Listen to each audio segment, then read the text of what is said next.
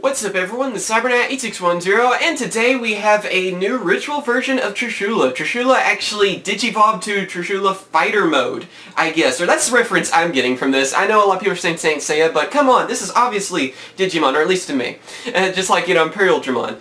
Anyway, of course, this is actually a ritual version, so that kind of makes sense in all honesty, or at least to me, because in the little terminal stuff they actually talk about how they, had to use rituals and stuff to bring out these monsters. Instead of synchros, it just kind of makes a little bit more sense to me to see a ritual version. Even though this is more like a human version of it, but with like parts of Trishula as armor. The name of this card too is the Necloth of Trishula, which is pretty interesting. I'm wondering too, by the wording of a lot of these effects and stuff, if we might see at least one of these for all the different dragons. I mean, Branak and Gungnir as well. I mean, it could be very possible for that. But yeah, let me go on ahead and read off its effect and everything for you guys, and then we'll talk about it. It is a level 9 warrior ritual monster, water attribute, 2700 attack, 2000 defense, and its effect is... You can ritual summon this card with any Necloth ritual spell card. Must be ritual summoned by using non-level 9 monsters, and cannot be special summoned by other ways. During either player's turn, when a Necloth monster you control is targeted by a card or effect, you can discard this card and negate the activation.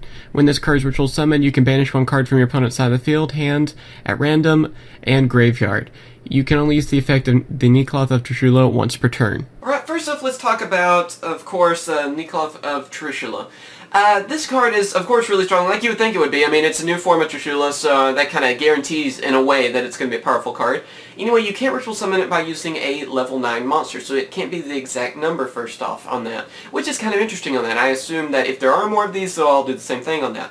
Not only that, it has an effect where if this card is in your hand, that it can actually protect other Necloth monsters, because if a Necloth monster you control is targeted by a card effect, then you can just discard this card and negate that activation. So again, I'm hoping that since if there are going to be more of these, they'll kind of have a sort of effect too. That way they're not just dead in your hand as well. If you can't just summon them for some reason, you don't have the ritual spell or something, then the other ones can still protect each other. And I really like that sort of idea too. And now for the final part of this card's effect. It's the strongest effect, and it's Trishula's effect. It's the regular Trishula's effect, where you're able to, of course, remove from play a random card from your opponent's hand, one from the field, and then one from the graveyard.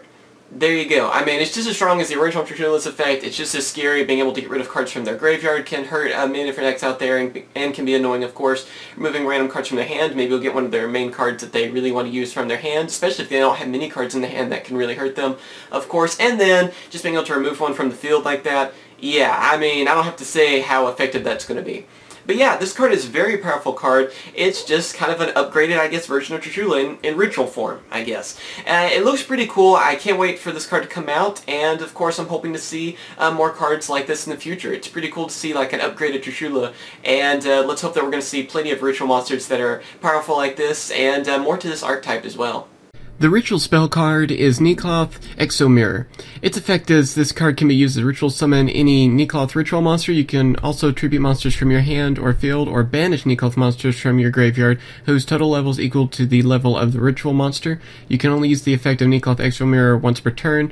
If you control no monsters, you can banish both this card and one Necloth monster from your graveyard, add one Necloth spell card from your deck to your hand. First off, of course, it works like the normal ritual spell card. You're able to, of course, use them from your hand or your side of the field to bring out the ritual monster. Plain and simple. But then it has an added effect for this one, where if you have a Necloth monster in your graveyard, you're able to banish it to count for the ritual summon of this card, which is actually a really useful type of effect. I can see that really coming in handy. Another way, if you don't have like many cards in your hand, you don't have monsters on your side of the field, this makes it where the ritual monsters aren't so dead. It kind of seems like that was normally a problem with ritual monsters in general, where you would, of course, like most decks, I guess, too, it's not really just ritual monsters, but you'd go through all these different stuff, you'd bring out your strongest monsters, and then after that, if something happened, like, your field gets wiped out or something, more than likely you didn't have as much cards in your hand, so it's a lot harder to, of course, ritual summon.